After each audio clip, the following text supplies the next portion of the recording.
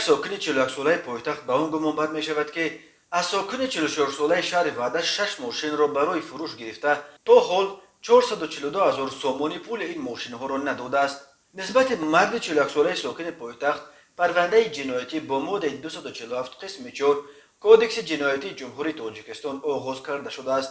نامبرده بارای فریب به باوری مرد 44 ساله ساکن شهر وعده در آمده از او 6 عدد автомашина های گوناگون تمغه، ولوو، مرسدس بنز، اکتروس، من، BMW و مرسدس بنز را نرخ گذاری کرده گرفته به شخصان دیگر فروخته مبلغ به دست آورده را به منفعت شخصیش صرف نموده است.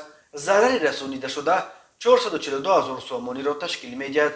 همچنین هنگام گذرانیدن چاره‌بینی های اپراتیوی جستجویی از جانب کارمندان میلیسیا مرد 40 ساله ساکن شهر دوشنبه با گمان صادر نمودن کردارهای قلابی دستگیر کرده شد. نامبرده سال 2020 برای فریب به باوری مرد 37 ساله ساکن نویه رودکی در آمده از او منزل استقامتیش واقع در نویه رودکی را به مبلغ 300,000 سومانی، 2 عدد автомашина های تمغه BMW X5 و تویوتا کریستو را نرخ گذاری کرده گرفته مبلغش را تا حال برنگردانیده است. ضرری رسانیده شده 375,000 سومانی را تشکیل می‌دهد.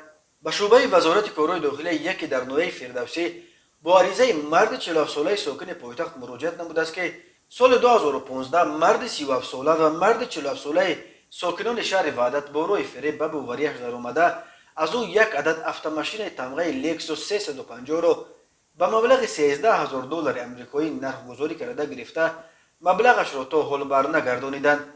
از روی این حادثه و تفتیشات ادامه دارد.